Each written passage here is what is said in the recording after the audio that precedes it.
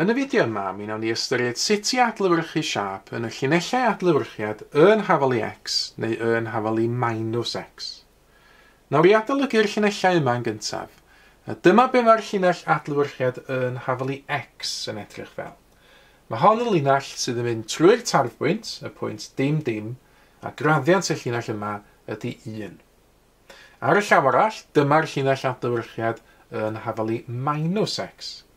Eto, mae hon yn mynd trwy'r tarfbwynt, y pwynt dim dim, ond graddiant tro hyn yw minus 1. Nawr, gadewch i ni edrych ar gwestiwn ar y testun yma, sef y cwestiwn yma, sydd yn gofyn iddyn ni adlewyrchu y triongl sy'n cael ei ddangos yn fan hyn, yn y llinell y yn hafal i x. Nawr, y cam gyntaf i ateb y cwestiwn yma yw i lunio'r llinell adlewyrchiad yn hafal i x.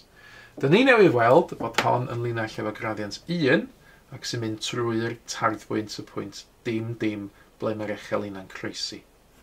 A mae'n arferiad wrth i ni lunio llinell adlewyrchiad i ddefnyddio llinell doredig yn Saesneg dotted line i wneud hyn. Dyna dwi'n wneud ar hyn o bryd mwyn llunio'r llinell adlewyrchiad yn hafal i x. Y cam nesaf yw i adlewyrchu y triongl yma yn y llinell. Felly mae'r triongl am fynd dros y llinell adlewyrchiad i'r gwylod yn fan hyn. Nawr dwi'n ffeindio i wneud hyn fod hi'n help os dwi'n troi y papur i wneud yn siŵr fod y llinell adlewyrchiad yn llinell vertigol fel dyn ni'n edrych yno fo, yn gweithio o'r top i'r gwylod. Ac yna, mwyn gweithio allan ble yn union dylai'r triongl yma fynd ar ochr dde, be fydda i'n neud ydy dewis cornel ar y siâp gwreiddiol ar y triongl yma, a wedyn gweithio'n ffordd syth i'r dde at y llinell adlewyrchiad a gweld pa mor bell ydy hynna. Nawr wrth wneud hynna ar y papur fan hyn, pan dwi'n gweithio'n ffordd i'r dde, dwi'n symud trwy croes linnau sgwâr. Ac os dwi'n cyfri sawl gwaith mae hynna'n digwydd, mi fyddai weithio allan lle mae'r siâp newydd i fod yn ymddangos. Yn gychwyn o'r gornel neu'r vertig yma, y sawl croeslin sgwâr dwi'n symud drwyddo fo i gyrraedd y llinell adlewyrchiad. Wel, os dwi'n cyfri, dwi'n symud trwy 1, 2, 3, 4 croeslin sgwâr i gyrraedd y llinell adlewyrchiad.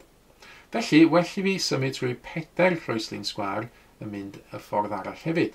Felly, 1, 2, 3, 4 croeslin sgwâr, dot yn fan hyn ar gyfer y siâp newydd.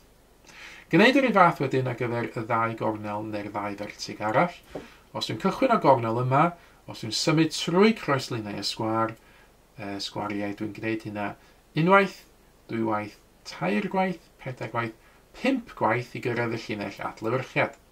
Felly 5 gwaith yn mynd y ffordd arall hefyd, unwaith, dwywaith, 3 gwaith, 4 gwaith, 5 gwaith ar y dots fach yn fan hyn.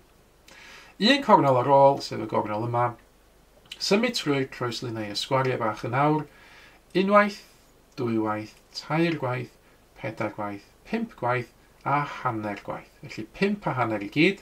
Gwneud 5 a hanner ar ochr arall hefyd.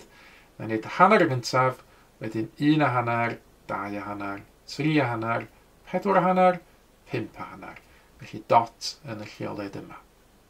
Lle mesur allan wedyn i gysylltu'r dotiau yma hefo'r llinellau sydd. A dyna ni wedi gorffen y cwestiwn. Dyna ni wedi llunio adlewyrchiad y triongl gwreiddiol yn y llinell adlewyrchiad yn hafal i x. Cyfle nawr idych chi roi cynnig arni hi.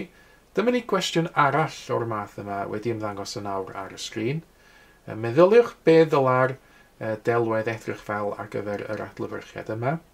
Ac yna, pan ydych chi wedi cael cyfle i feddwl amdan eich ateb chi, cymharwch o wedyn yn erbyn yr ateb cywir sydd yn awr yn cael ei dangos ar y sgrin. Mae mwy o fideos adolygu ar gael ar ein sianel YouTube Adolygu Mathemateg. Am y newyddion diweddaraf neu holi cwestiwn, dilynwch ein cyfrif trydar @mathemateg. Neu ewch i'n gwefan www.mathemateg.com am fwy o adnoddau adolygu.